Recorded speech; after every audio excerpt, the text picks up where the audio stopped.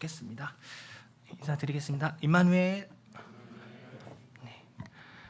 네, 성도님들과 또 말씀 이렇게 교제할 수 있는 시간을 허락해 주신 주님께 감사를 드립니다. 오늘 주제는 게하시의 나병과 코로나19 시대의 교회라는 주제로 한번 성도님들과 교제 나누기를 원합니다. 성도님들 혹시 탈종교화라는 얘기 들어보셨나요? 예, 쉬운 말로 사람들이 종교를 갖지 않는다라는 뜻이라고 하더라고요. 한번 보겠습니다. 우리나라의 경우 계속해서 특히 우리 기독교는 계속 성장을 해왔었는데요. 84년에 17에서 2014년에는 21까지 계속 성장세였고, 이 종교가 없는 분들도 계속 대부분 줄어드는 추세였었는데, 이번에 2021년의 통계를 보면은 많이 줄어들었죠. 17. 그리고 다른 종교들도 마찬가지로 줄어들었고요. 특히 종교가 없다고 한 응답한 사람들이 역대 가장 많이 나온 걸로 이렇게 통계가 나왔습니다.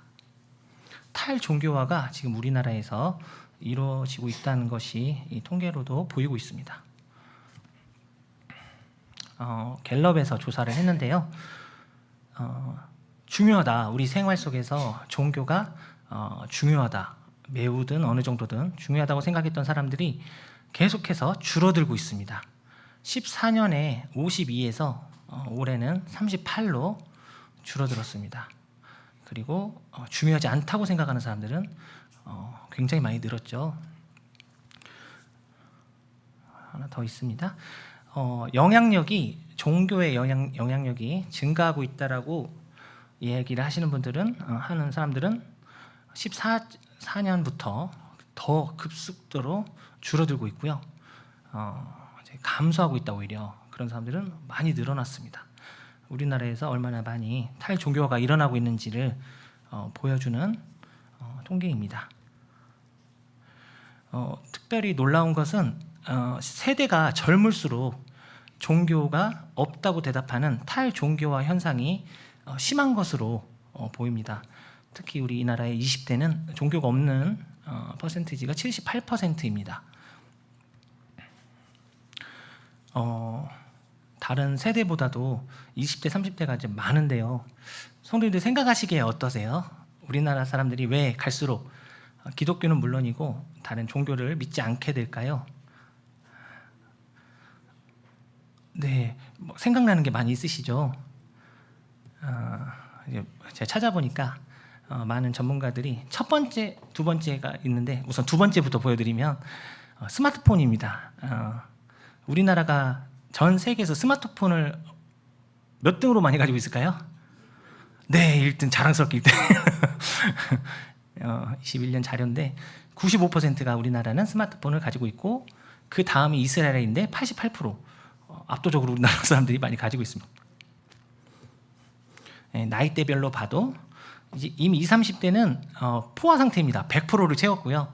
40대도 얼마 전에 100%를 거의 완성했고, 50대도 가고 있고, 그렇게 스마트폰이 많이 퍼지면서 그 스마트폰에 있는 유튜브랄지 게임이랄지 정말 우리의 순간순간을 정말 파고드는 그런 재미와 흥미거리들이 특별히 탈종교화에도 영향이 있다. SNS를 비롯해서 이렇게 보시더라고요. 반나절만 없어도 힘드신 분들이 많더라고요. 그게 두 번째였고요. 탈종교화의 두 번째, 왜 사람들이 종교를 떠나는가, 갖지 않는가. 첫 번째로 꼽히는 이유는 바로 이것입니다. 경제 성장률인데요. 우리나라에 2008년 9년에 서브프라임 모기지라고 미국에서 유명한 그런 경제 문제가 터졌죠. 그때 확 경제 성장률이 우리나라 경제 성장률이 내려갔다가 10년에 반등했다가 그 뒤로는 계속 떨어지고 있습니다. 많은 전문가들이 이 2010년을 기준으로 전 세계적으로 어떤 경제적인 변화가 일어났다.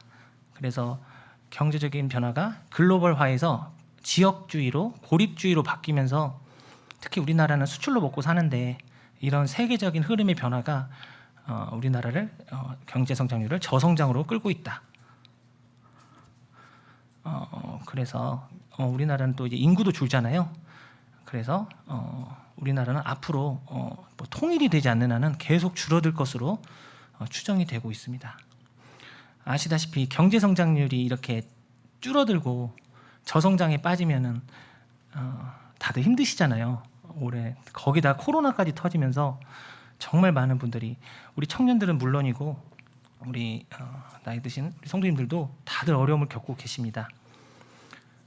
근데 이게 종교와 탈종교와랑 무슨 상관일까요? 이것이 1위로 꼽혔는데 우리나라를 비롯해서 미국, 우리나라가 특히 강하고 전 세계적으로 21세기에 이 기독교를 뒤흔든 하나의 신념이 있습니다. 하나의 핵심 신념이 있는데, 믿음이 좋으면 부자가 될 수 있다라고 하는 신념입니다. 많은 대형 교회들, 메가처치들이 이런 기복신앙적이고 물질주의적인 이런 성공을 얘기하면서 정말 많은 사람들을 이것이 교회의 본질인 양 전도를 했고, 많은 사람들이 교회에 더해졌는데요.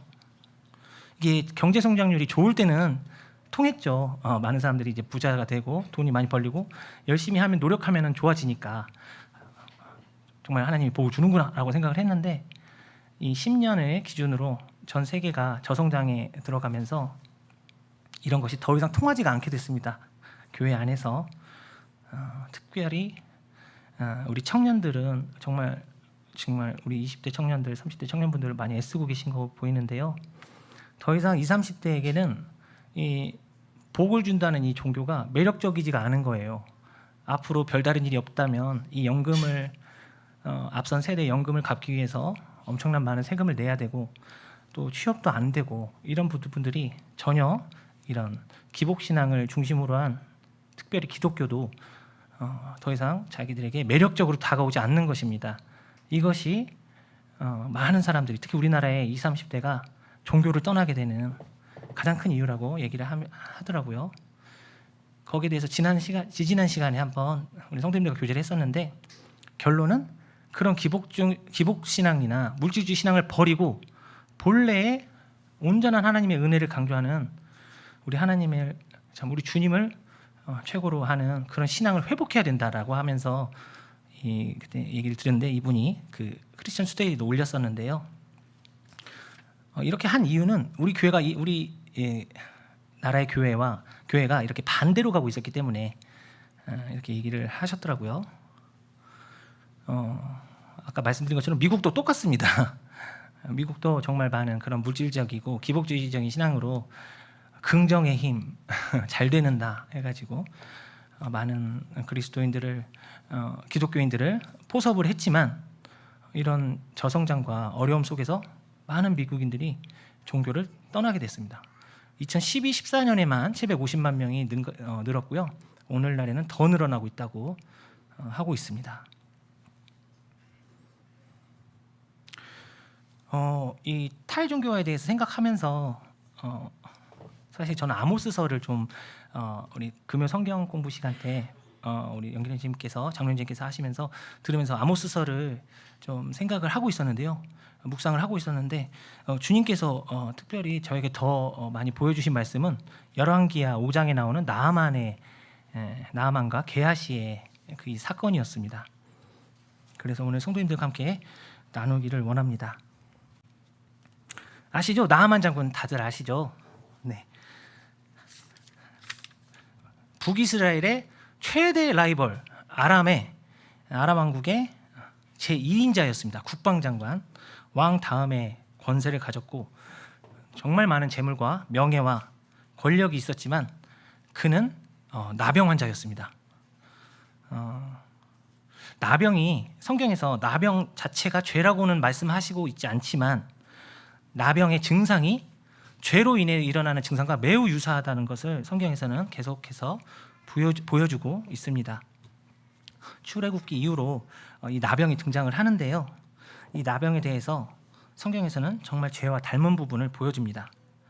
이 나아만의 나병은 그에게 많은 재물과 명예와 권력이 있었지만 그것을 무용지물로 그를 한 나병 환자로 전락시키는 정말 무서운 병이었습니다.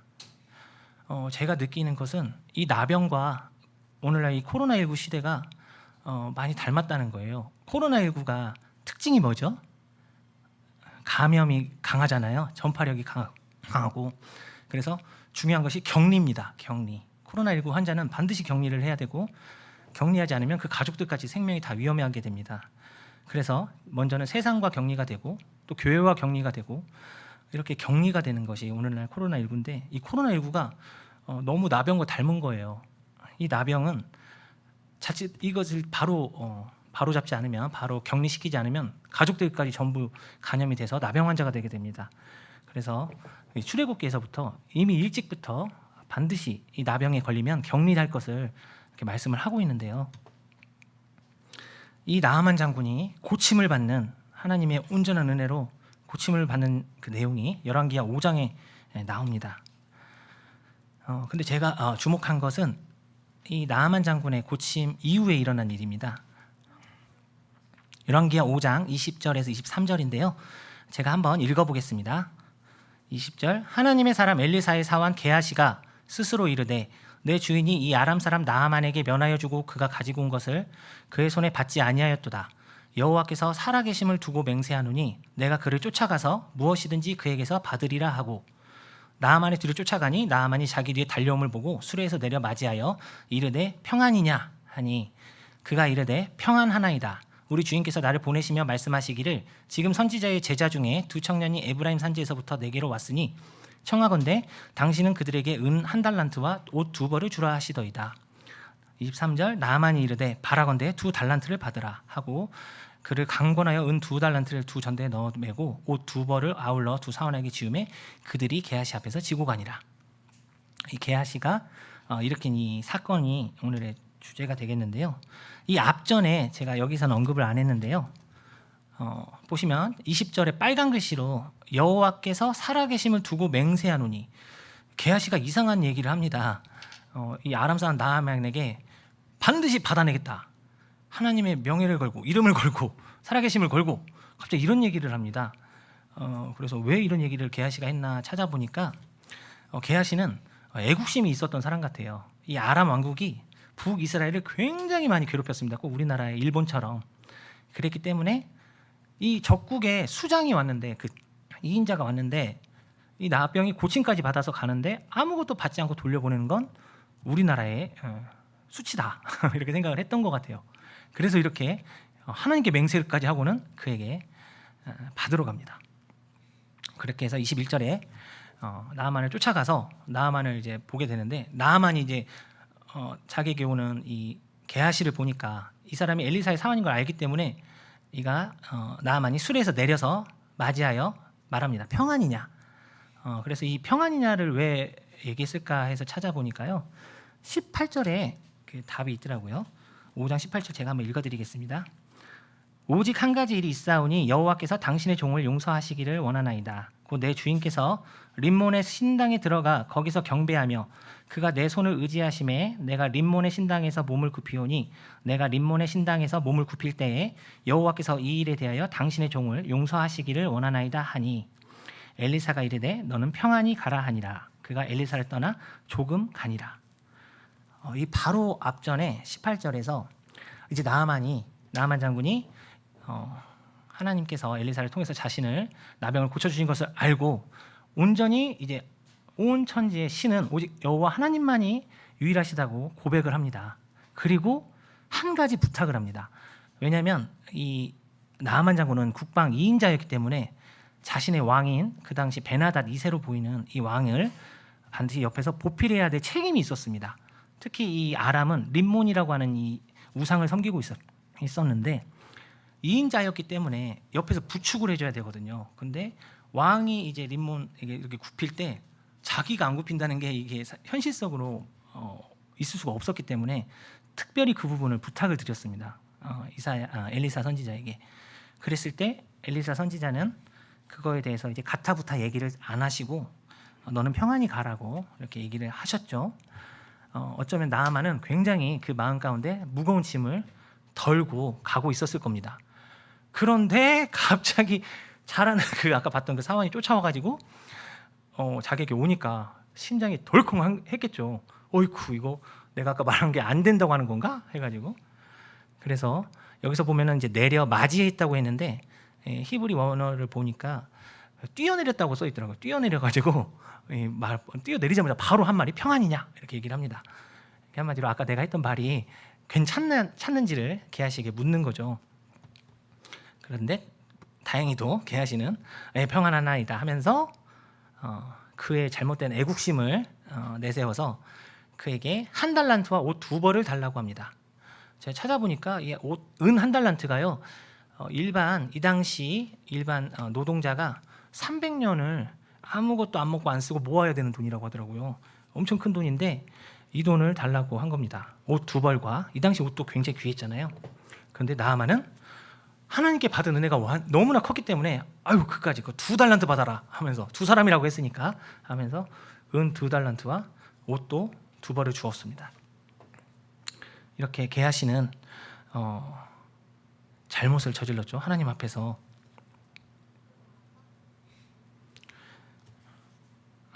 엘리사가 왜 안 받았는지는 다 아시죠, 성도님들. 나아만이 원래는 은 10달란트와 금 6,000개, 금만 6,000개를 가져온 걸로 알고 있는데요. 그것을 받지 않은 이유는 이 엘리사는, 이 나아만 장군이 온전히 하나님의 은혜로만, 하나님의 그 크신 능력과 권능으로 온전하게 은혜로 고침을 받았다는 사실을 이해시키기 위해서, 깨닫게 하기 위해서 그것을 받지 않았습니다. 그랬을 때 그 나아만이 아람에 돌아가서 온전히 하나님의 그 은혜에 대해서 얘기할 수 있기 때문에 그렇게 하였는데요. 게하시는 정말 너무나 잘못된 행동을 한 거죠. 그 나아만이 입었던 그 온전한 은혜를 값을 매겨버렸습니다. 하나님의 그 은혜를 측량할 수 없는 그 온전한 은혜에 은 1달란트라는 그런 값싼 가격을 매겨버린 거죠.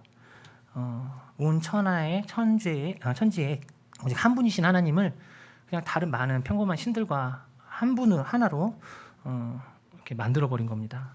어떤 면에서 우상 숭배보다 더 치명적인 죄를 게하시가 범한 것입니다. 그래서 게하시가 읽어보겠습니다. 24절입니다. 제가 읽어보겠습니다. 언덕에 이르러서는 게하시가 그 물건을 두 사환의 손에서 받아 집에 감추고 그들을 보내 가게 한 후 들어가 그의 주인 앞에 서니 엘리사가 이르되 게하시야 내가 어디서 오느냐 하니 대답하되 당신의 종이 아무데도 가지 아니하였나이다 하니라. 엘리사가 이르되 한 사람이 수레에서 내려 너를 맞이할 때에 내 마음이 함께 가지 아니하였느냐. 지금이 어찌 은을 받으며 옷을 받으며 감람원이나 포도원이나 양이나 소나 남종이나 여종을 받을 때이냐. 그러므로 나아만의 나병이 내게 들어 내 자손에게 미쳐 영원토록 이르리라 하니 게하시가 그 앞에서 물러나오매 나병이 발하여 눈같이 되었더라. 게하시는 모르겠습니다. 시작은 애국심에서 시작했을지 모르지만 결국에는 24절에 보면 자기 집에 그 은 달란트와 2달란트와 옷 2벌을 감춥니다. 결국 자신의 개인의 탐욕을, 욕심을 채운 거에 불과한 거였습니다. 그랬을 때 그 게하시에게 엘리사가 분노하면서 한 말은 지금이 어찌 은을 받으며 옷을 받으며 감람원이나 포도원이나 양이나 소나 남종이나 여종을 받을 때이냐, 지금이 그럴 때냐라고 일갈을 하게 됩니다. 그 아람 왕국의 2인자였던 나아만이 정말 하나님의 온전한 은혜를 깨닫고 간다면 얼마나 많은 사람들에게 하나님의 은혜를 전하고 그들을 구원받을 수 있도록 하나님께로 이끌 수 있었겠느냐. 근데 감히 네가 그것을 하나님의 은혜에 값을 매겨버렸다. 이렇게 강하게 게하시를 책망하게 되는 것을 봅니다. 그리고 역설적으로 나병이 걸려서 왔던 이 이방인 나아만은 나병이 나았지만 이 엘리사의 사환으로 수많은 엘리사의 그 하나님의 이적을 함께했던 게하시는 자신이 나병이 들어서 그의 온 자손까지 이 벌이 미치게 되는 것을 봅니다. 아까 초반에 코로나19가 이 나병과 너무 닮았다고 말씀을 드렸는데요.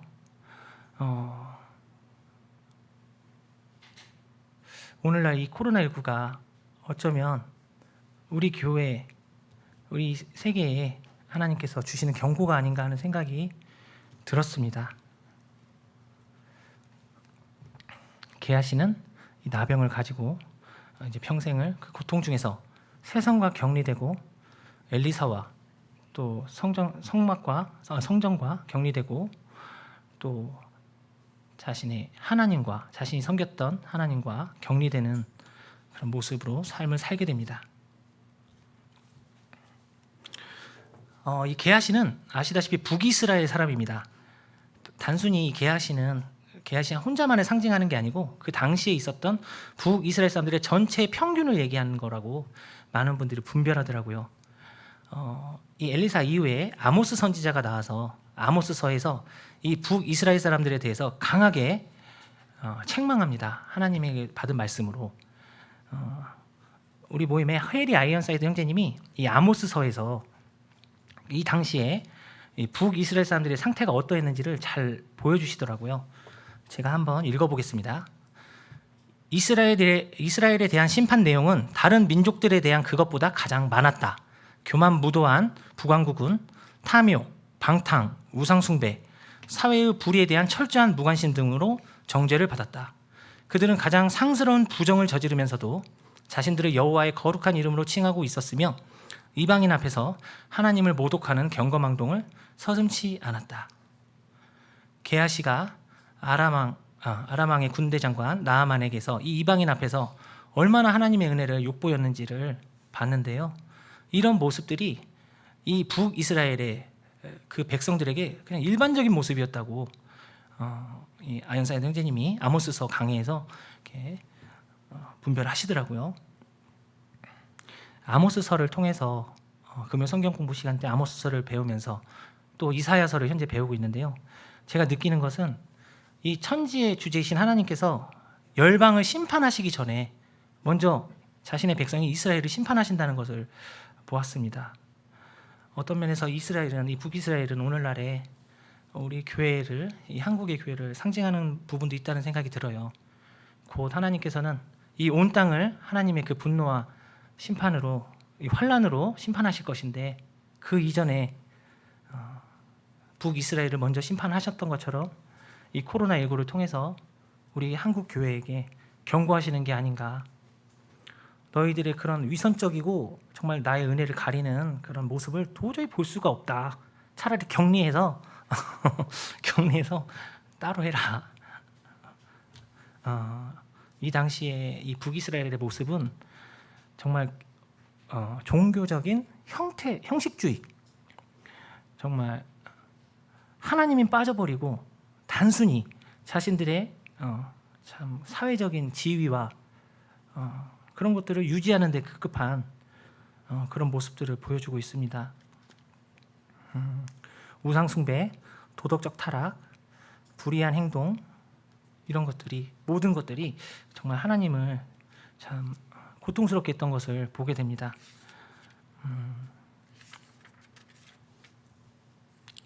그래서 하나님께서는 아모스서 3장 13, 15절에서 이 북이스라엘에 대해서 심판하신 것을 말씀하셨습니다. 이제 읽어보겠습니다. 주 여호와 만군의 하나님의 말씀이니라. 너희는 듣고 야곱의 족속에게 증언하라. 내가 이스라엘의 모든 죄를 보응하는 날에 베델의 제단들을 벌하여 그 제단의 뿔들을 꺾어 땅에 떨어뜨리고 겨울궁과 여름궁을 치리니 상하궁들이 파괴되며 큰 궁들이 무너지리라. 여호와의 말씀이니라. 이 말씀은 1.1획도 떨어지지 않고 후에 아시리아가 쳐들어와서 북이스라엘을 완전히 멸망시키면서 그대로 말씀이 이루어지셨습니다. 이 아모스서를 보면서 제가 느끼는 건 우리 하나님께서는 정말 사랑과 은혜가 많으시지만 그 반대로 그 죄악들에 대해서는 반드시 심판하시는 두려운 분이시라는 것이었습니다. 이사야서를 배우면서도 느끼는 건 하나님은 정말 두려운 분이시구나. 이런 것들을 잃어버리면, 하나님에 대한 이런 개념을 잃어버리면 이 사람들은 얼마나 타락해 가는지 이런 것들을 보게 되었습니다. 게하시가 북이스라엘 사람들을 이렇게 상징하는 그런 것이었다면 엘리사는 혹시 누구의 모형인지 아시나요, 성도님들? 예수님의 모형이시죠. 엘리사 선지자만큼 이적을 많이 행한 선지자도 모세 이후로 아마 없을 겁니다. 엘리사 선지자는 예수님을 모형을 상징하는 선지자 중에 한 명인데요.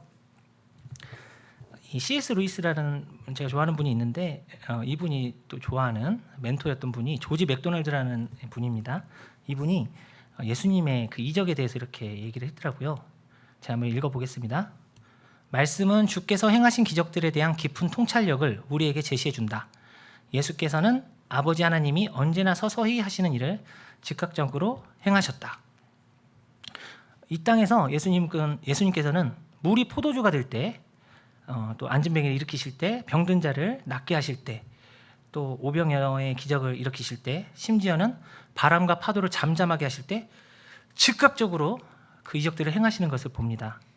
이런 것들이 우리 주님께서 훗날 우리들의 인간들의 모든 죄악에 대한 그 죄값을 십자가에서 즉각적으로 단번에 가져가실 것을 미리 사람들에게 알리기 위해서 이런 이적들을 능히 하실 수 있는 전지전능한 분임을 보여주는 거라고 이렇게 조지 맥도날드라는 분이 얘기를 하셨는데요.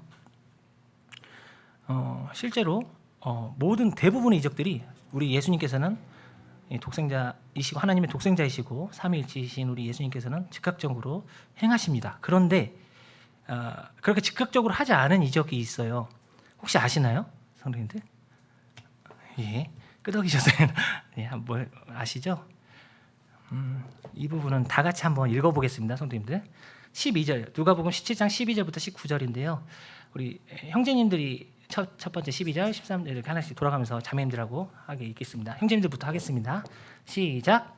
한 마을에 들어가시니 나병 환자 10명이 예수를 만나 멀리 서서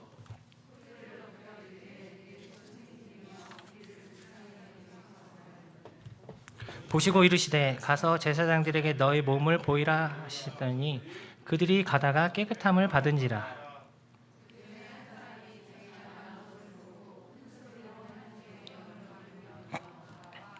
예수의 발 아래에 엎드려 감사하니 그는 사마리아 사람이라.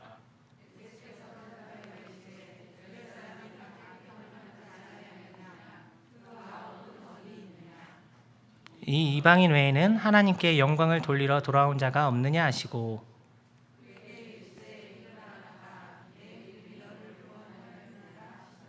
네, 예수님께서 그 놀라운 능력으로 한 번에 이 나병 환자들을, 이 10명의 나병 환자들을 고쳐주실 수 있음에도 불구하고 특별히 다른 명령을 하십니다. 보시고 이르시되 14절에 가서 제사장들에게 너희 몸을 보이라.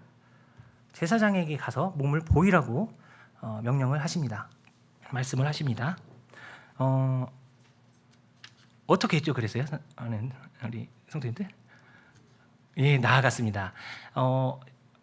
레위기서에도 나와 있고요. 반드시 이 문둥병은, 나병은 다 고침을 받았을 때 그거에 대한 확인차 제사장에 가서 몸을 보여야 됩니다. 그리고 이제 8일간의 정결례를 행해야 되는데요.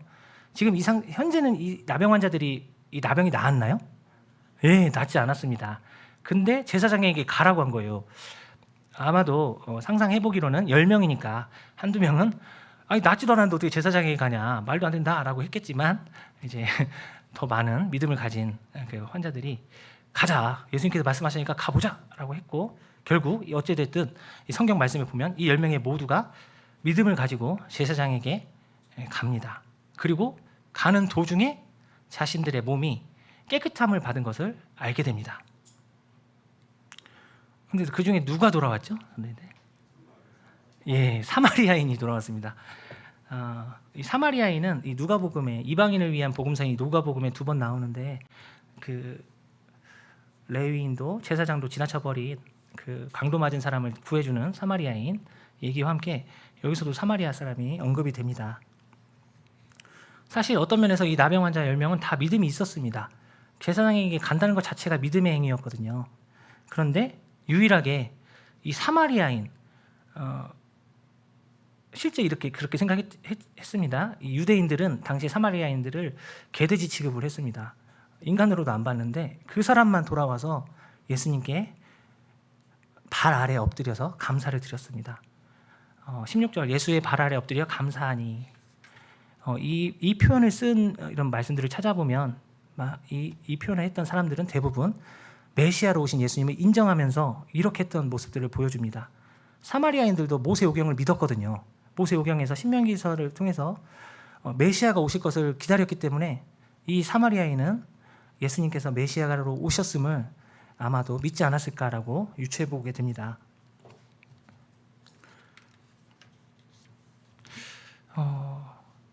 나머지 9명의 유대인 환자분들은 할 말은 있죠. 예수님께서 가라고 하셨잖아요. 제사장에게 가라, 가서 보여줘라 라고 하셨기 때문에 그들도 할 말은 있습니다. 그들은 어찌됐든 자신들이 세상으로부터 격리되고 교회로부터 격리되었기 때문에 이 고통스러운 상황에서 해방되었다는 기쁨에 제사장에게 빨리 가서 그들의 몸을 보이고 정결례를 행하고 자신들의 사회로, 그들이 속했던 세상으로 돌아갔습니다. 하지만 그들도 기뻐했을 거예요. 그들도 감사했을 거예요. 근데 중요한 문제는 이 사마리아인과 가장 결정적인 차이는 그들에게 감사의 대상이 빠져 있습니다. 실제로 자신들을 고쳐주신 분, 자신들을 낫게 해주신 분이 예수님이신데 예수님께는 찾아오지 않고 자신들의 어떤 사회적 지위와 회복이 더 중요했던 것이죠. 오늘날 교회들이 정말 하나님 앞에서 정말 이 감사의 대상에 진정으로 집중하고 있는지를 이 말씀을 보면서 생각을 해보았습니다. 예배 시간에 우리 장로님들께서 입술을 열지 않는 우리 형제님들에게 많이 걱정하시는 걸 보는데 저는 정말 입이 100개 1000개라도 할 말이 없는 성도입니다. 정말 너무 반성이 됐어요. 단지 이 예배당에 와서 그냥 눈 감고 있다가 다른 성도님들이 감사하는 거 듣고 그냥 가고 이런 저의 모습이 형식적이고 이런 껍데기뿐인 모습이 이 북이스라엘의 그 당시에 심판받기 직전의 그 모습과 너무 오버랩이 되는 거예요. 저의 모습이 얼마나 부끄러운가. 또 지난 시간에 우리 지현재님께서 그 어려운 상황의 겹침에도 불구하고 그 말씀으로, 하나님의 말씀으로 위로받고 하나님께 간절히 구하고 감사하는 그 간증에서 너무나 감사가 됐습니다. 이게 바로 우리 주님께서 말씀하셨던 이 나병의, 이 사마리아 나병 환자에게 말씀하셨던 부분이 아닌가, 그를 칭찬하셨던 부분이 아닌가라는 생각이 들었습니다. 참 코로나19로 힘든 상황에서 많은 사람들이 탈종교화를 하고 있고 나에게 복도 주지보다는 종교가, 기독교가, 하나님이 무슨 소용이냐고 다 떠나고 있지만 이 순간이야말로 우리가 진정으로 누구를 향해 있는지, 누구에게 감사하고 있는지를 보여줄 절호의 기회라는 생각이 들었습니다. 아까 사회 보셨던 우리 형제님께서 코로나19로 어렵지만 주님으로 인해서 평안하고 감사가 된다고 했을 때, 기뻐할 수 있다고 했을 때 너무 아멘이 되었습니다. 우리 주님께서 인자가 올 때 믿음을 보겠느냐고 하신 그 말씀이 저는 이 사마리아인의 믿음이 아닌가라는 생각이 들어요. 정말 많은 사람들이 겉으로 보이는 그 껍데기에 그런 부자가 될 수 있다는 믿음에 기독교로 오고 예수님을 믿는다고 하지만 참 10명 중에 9명이 그런 것 같아요. 예수님께서 이렇게 말씀하신 걸 보면 정말 많은 사람들이 종교 생활을 할 뿐이고 주님 안에서 정말 그 중심에 하나 예수님이 계신가, 예수님을 정말 그 마음의 가운데 두고 간절히 감사하고 예배하고 있는가를 생각해 보게 됐습니다.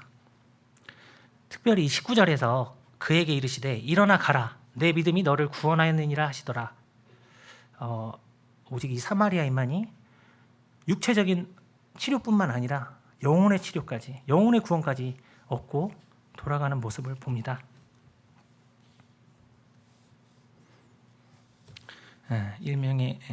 9명의 유대인 나병 환자들, 이 예화는 예수님께서 제자들에게 하셨거든요. 제자들이 얼마나 뻘쭘했을까. 유대인이라는 그 자부심에 충만한 사람들인데 다 이런 사람들 뿐이고 실질적으로 주님께 영광을 돌린 사람은 사마리아인이었다는 사실이 이 상황을 보고 있었던 제자들에게 얼마나 부끄러웠을까 생각을 해봅니다. 한번 조금만 더 하고 마칠 건데요. 오늘날 그 미국 교회 페이스 테버너클 처치 죄송합니다. 네, 영어 잘 안 돼서 그 야외 광고판이 있는데 이 교회에서 광고판에다 붙인 문구입니다. 아이고 제가 선명한 걸 찾으려고 했는데 이렇게 좀 흐릿하더라고요. 안 되는 영어지만 읽어보겠습니다. Jesus is coming very soon. 무슨 뜻이죠? 네, 예수님이 오실 날이 매우 가까웠다. 네, 하나 더 있더라고요. It's 발음이 맞나요? 랩처 타임 맞나요? 무슨 뜻이죠? 예, 지금이 휴거의 때다.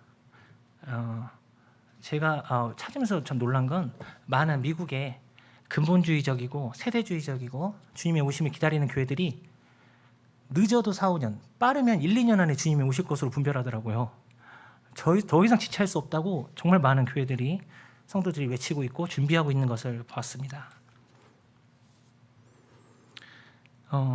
누가복음 17장이었는데요. 방금 얘기했던 그 10명의 나병 환자들이 이 바로 전장이 16장인데 여기에서 그 유명한 불의한 청지기의 예화가 나옵니다. 아시죠? 주인의 재산을 착복하다가 걸렸는데 이 사람이 이제 주인이 자신의 직분을 빼앗는다고 하니까 꾀를 부립니다. 4절에 보면 3절부터 제가 읽어보겠습니다. 청지기가 속으로 속으로 이르되 주인이 내 직분을 빼앗으니 내가 무엇을 할까? 땅을 파자니 힘이 없고 빌어먹자니 부끄럽구나. 내가 할 일을 알았도다. 이렇게 하면 직분을 빼앗긴 후에 사람들이 나를 자기 집으로 영접하리라 하고 주인에게 빚진 자를 일일이 불러다가 먼저 온 자에게 이르되 내가 내 주인에게 얼마나 빚졌느냐 말하되 기름 100마리니이다 이르되 여기 내 증서를 가지고 빨리 앉아 50이라 쓰라 하고 또 다른 이에게 이르되 너는 얼마나 빚졌느냐 이르되 밀 100석이니이다 이르되 여기 내 증서를 가지고 80이라 쓰라 하였는지라. 이 악한 청지기가 잘 아시다시피 성도님도 잘 아시죠. 기름 100마를 빚진 사람 주인에게 빚진 사람이 있는데 빨리 50이라고 써 이렇게 해서 반절을 깎아줘요. 그리고 밀 100석을 빚진 사람한테 빨리 80이라고 써. 왜 그랬죠? 나중에 자신이 쫓겨났을 때 이 사람들이 자기에게 줄 거 아니에요. 받은 것을 얼마문이라도 그것을 생각하고 한 건데 이제 더 놀라운 것은 이거에 대한 주인의 평가입니다. 다 아시죠? 다 같이 읽어보겠습니다. 시작. 이 옳지 않은 청지기가 이를 지혜 있게 하였으므로 칭찬하였으니 이 세대의 아들들이 자기 시대에 있어서는 빛의 아들들보다 더 지혜로움이니라. 주님이 곧 오실 텐데 저희들에게 맡겨진 시간, 재물, 이 힘과 열정을 지금 어디다 쓰고 있는지를 이 청지기를 통해서 참 반성하게 되었습니다.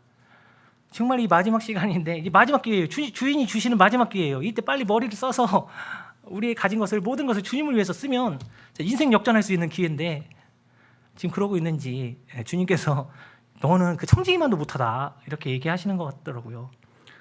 이 세대 아들들이 자기 시대에 있어서는 빛의 아들들보다 더 지혜로움이니라. 믿지 않는 사람들이 믿는다는 사람들보다 이런 건 더 잘한다 이렇게 얘기하시는 거잖아요. 이 마지막 기회를 저는 어떻게 보냈는지 그동안 어떻게 보냈는지 생각해 보면 너무 부끄럽더라고요.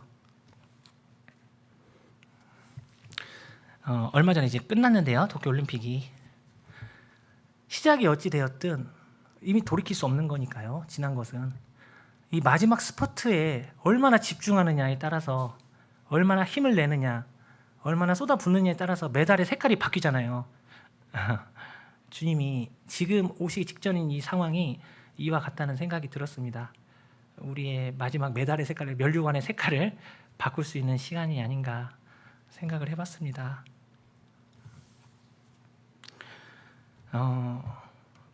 롯의 처를 기억하라고 하신 주님 말씀이 떠오르더라고요. 롯의 처는 정말 어찌됐든 끌려나왔지만 구원받았습니다. 소돔성에서. 그런데 이미 불타고 있고 망하고 있고 절대 돌아보지 말라고 한 것을 알고 있고 머릿속으로는 알고 있고 생각하고 있으면서도 돌아봤습니다. 비트코인, 주식, 부동산, 화려한 세상의 문화와 그런 재미에 이 세상이 멸망할 것을 다 알면서도 말씀을 통해서 성도님들의 권면을 통해서 다 알면서도 여전히 뒤를 돌아보고 있는 제 자신이 너무 안심스러웠고 이 청지기 비유를 생각하면서 그 말씀도 떠오르더라고요. 마지막으로 아모스 4장 10절과 그 다음 절 읽고 마치겠습니다.